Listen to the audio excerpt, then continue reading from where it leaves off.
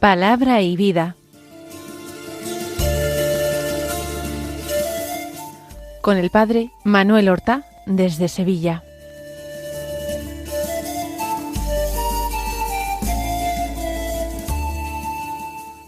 En el nombre del Padre, y del Hijo, y del Espíritu Santo.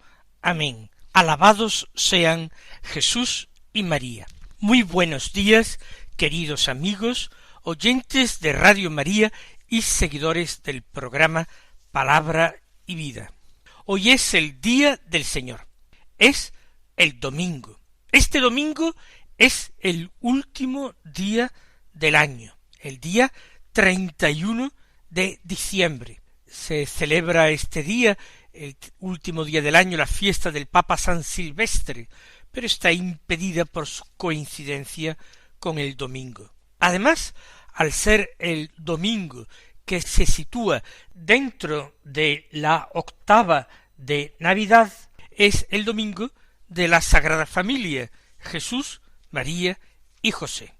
Terminamos, pues, el año con esta fiesta extraordinaria de la Sagrada Familia, en que celebramos conjuntamente al Señor, al Niño Jesús, junto con la Santísima Virgen María, nuestra Madre, y con nuestro gran patrono y maestro de vida interior, que es San José.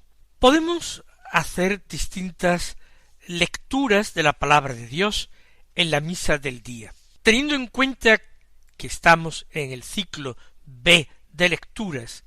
El Evangelio que nos corresponde es de San Lucas, del capítulo 2, versículos 22 al 40, que narran precisamente la presentación del niño Jesús en el templo y el encuentro con Simeón y el encuentro con la profetisa Ana. Resulta que parte de esta lectura es la que escuchábamos ayer en el Evangelio.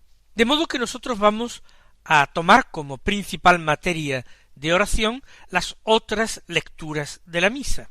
Pero también en este caso tenemos una doble opción: coger las lecturas que normalmente se toman en esta fiesta, cuáles son, en primer lugar, una del libro del Eclesiástico capítulo 3, y luego otra de la carta de San Pablo a los Colosenses, capítulo 3 igualmente, versículos 12 al 21, o tomar unas específicas que se pueden hacer en el ciclo B de lecturas dominicales. Y como estas las tomamos con mucha menos frecuencia, vamos precisamente a hacerlas.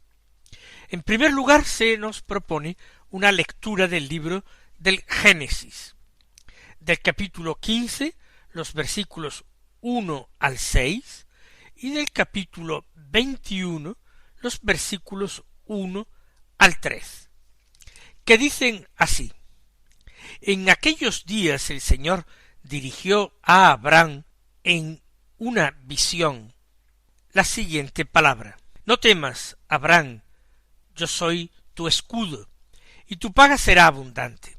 Abraham contestó: Señor Dios, ¿qué me vas a dar si soy estéril? Y Eliezer de Damasco será el amo de mi casa. Abraham añadió: No me has dado hijos, y un criado de casa me heredará. Pero el Señor le dirigió esta palabra: No te heredará ese, sino que uno salido de tus entrañas será tu heredero. Luego lo sacó afuera y le dijo: Mira al cielo y cuenta las estrellas si puedes contarlas. Y añadió: Así será tu descendencia. Abraham creyó al Señor y se le contó como justicia.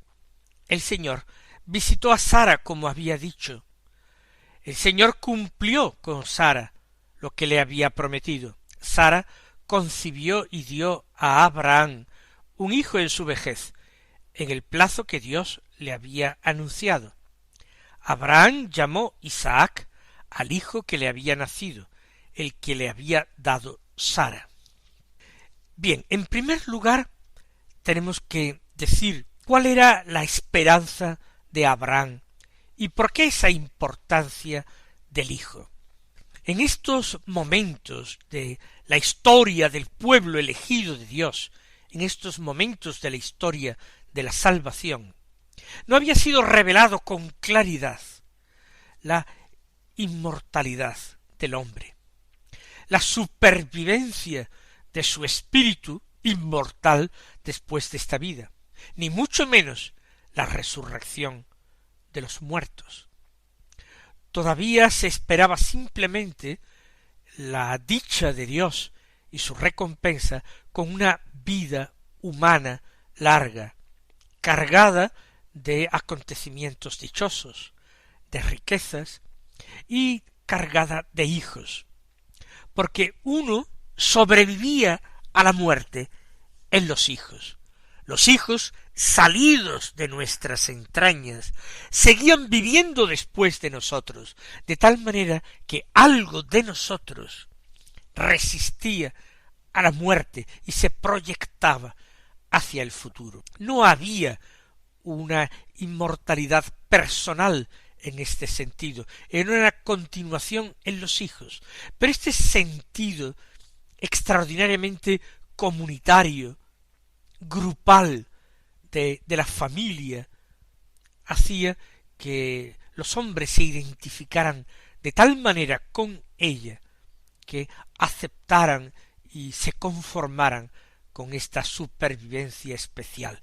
La familia proyectaba al individuo hacia el futuro, más allá de su propia muerte temporal. Pues bien, Dios le ha prometido a Abraham una descendencia. Todavía no le ha revelado en plenitud la verdad. Más adelante se le irá revelando al mismo Abraham, pero todavía no en plenitud. Los planes de Dios están trazados de acuerdo con su voluntad y de acuerdo con unas etapas, de acuerdo con una progresión que él mismo establece en su infinita y divina sabiduría. Le dice a Abraham en primer lugar, no temas. Extraordinarias y bellísimas palabras que el Señor dirige siempre a sus amigos. No temas. No debemos tener miedo a Dios. Tenemos que tener miedo al pecado. Debemos mirar con desconfianza y prudencia nuestra debilidad, nuestra naturaleza caída, inclinada siempre al mal. Eso es lo que debemos mirar con miedo, no a Dios, porque el designio de Dios es designio de vida y de salvación. Dios se acerca al hombre para alentarlo, para darle esperanza, para prometerle su amistad, su amor, para prometerle la vida sin término, para prometerle su salvación. Por eso Dios, a Abraham, su amigo, que se fiaba de él plenamente, viene a decirle, no temas, yo soy tu escudo, soy tu defensa, no soy tu enemigo, no soy el que viene a hostigarte, a amenazarte. Yo soy tu amigo, tu defensa, tu paga será abundante. ¿Paga por qué? Por esa amistad que Abraham le ha entregado a Dios. Abraham merece recompensa por su fe, porque se ha fiado plenamente de Dios, porque se ha fiado más de la palabra de un Dios, al que todavía no conoce demasiado, se ha fiado más de su palabra que de su propio juicio, de su propia opinión, y ha antepuesto la voluntad de Dios y el querer de Dios a su propio interés.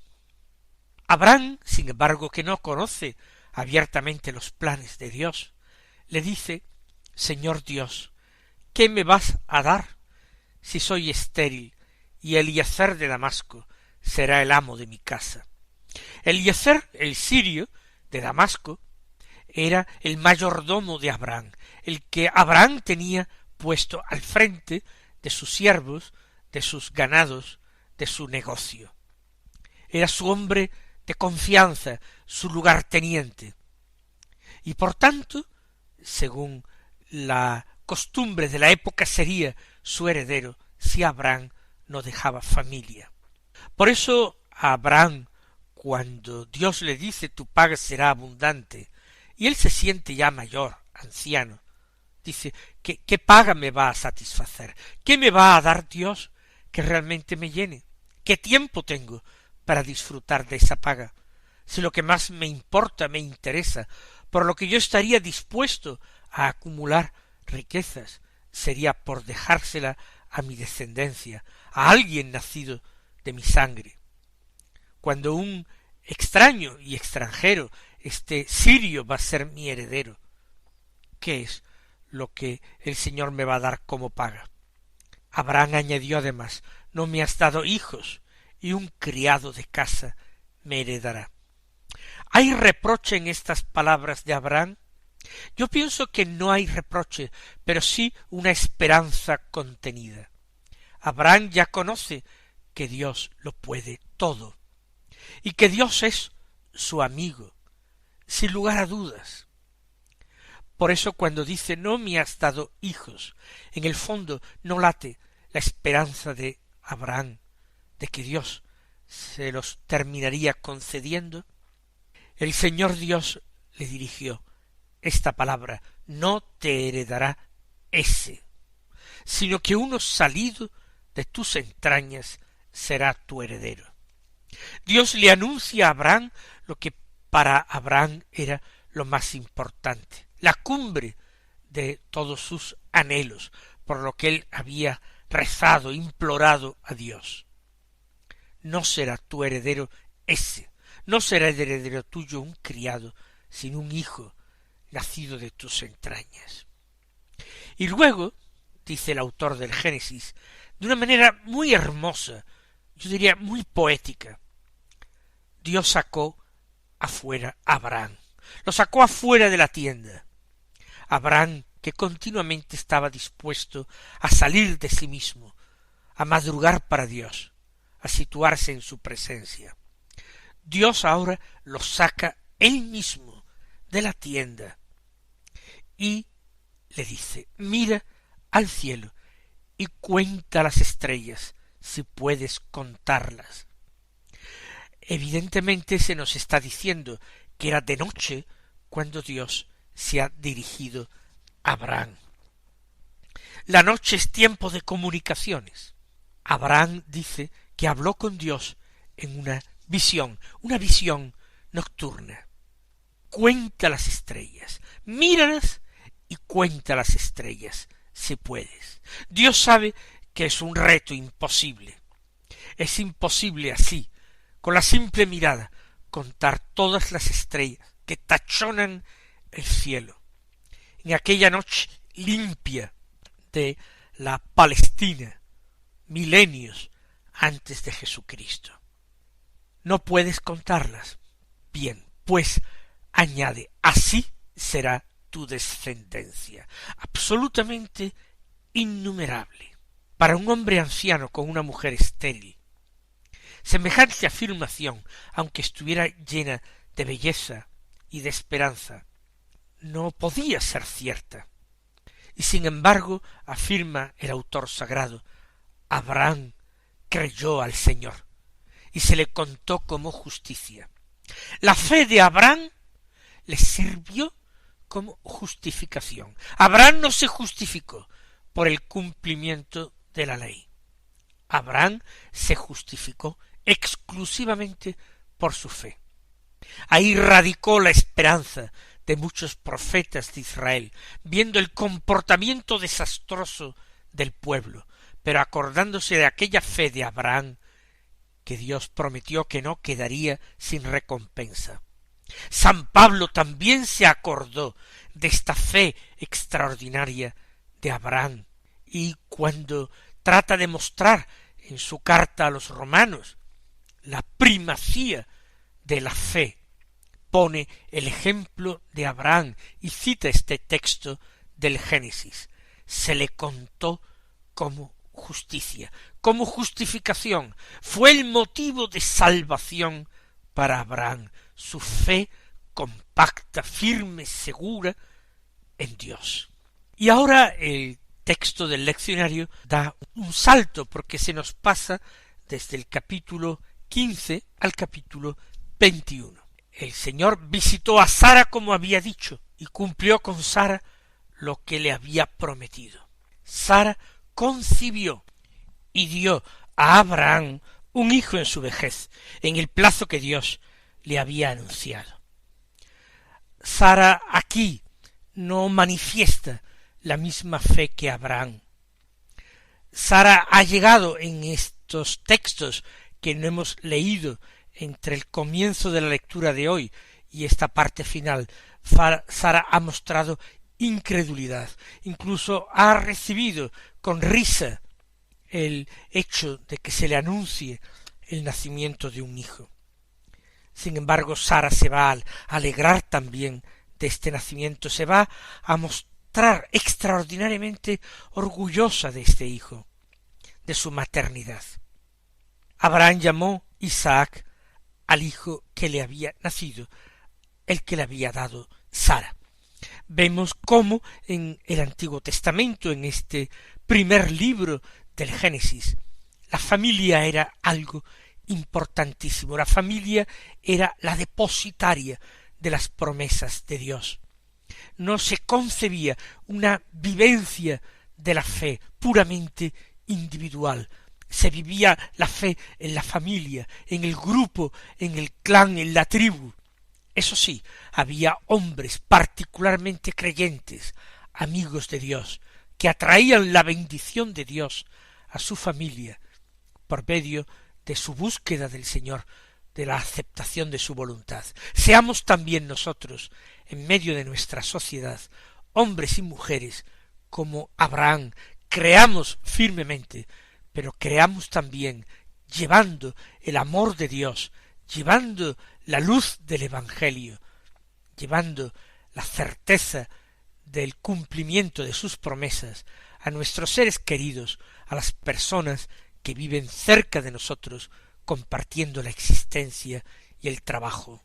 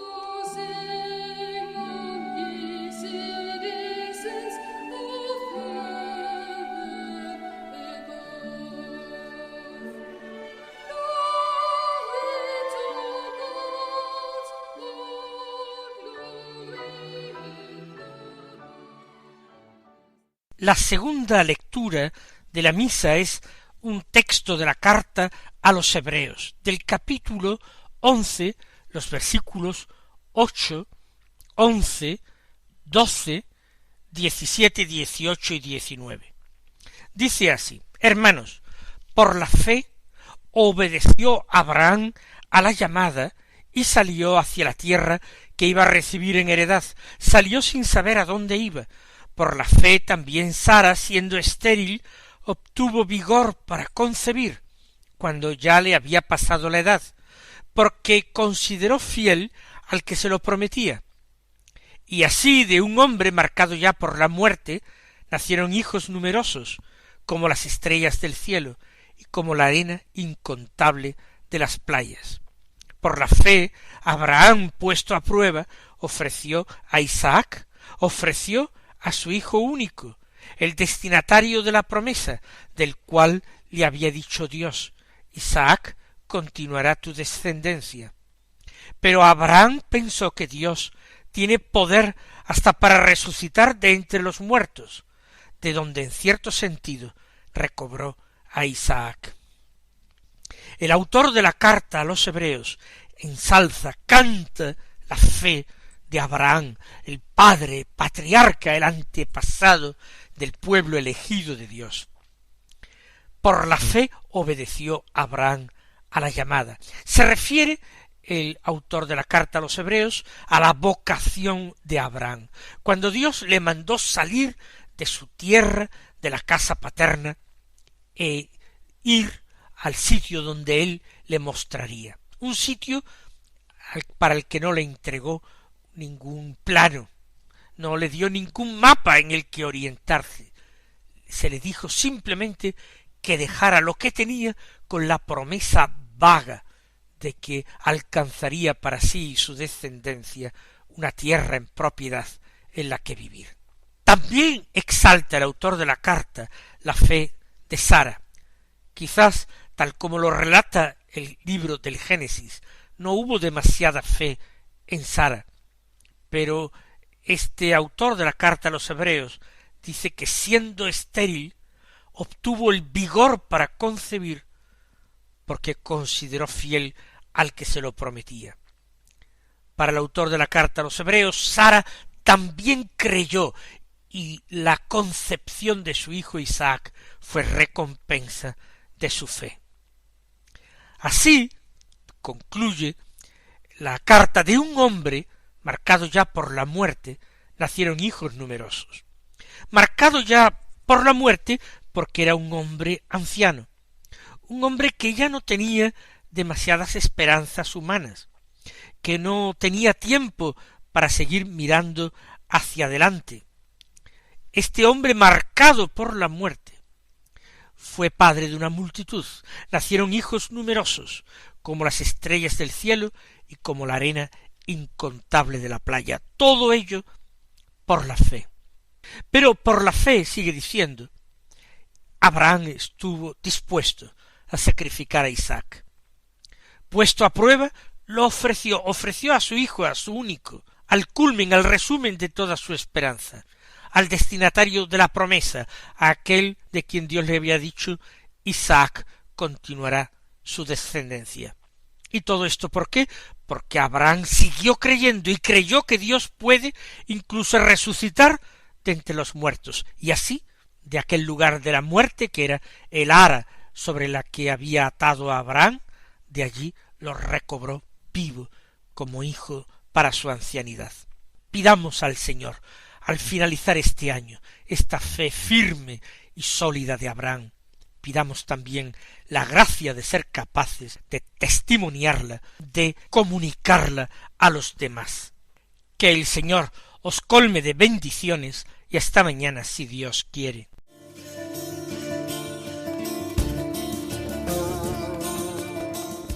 Han escuchado en Radio María Palabra y Vida, un programa que dirige el Padre Manuel Horta.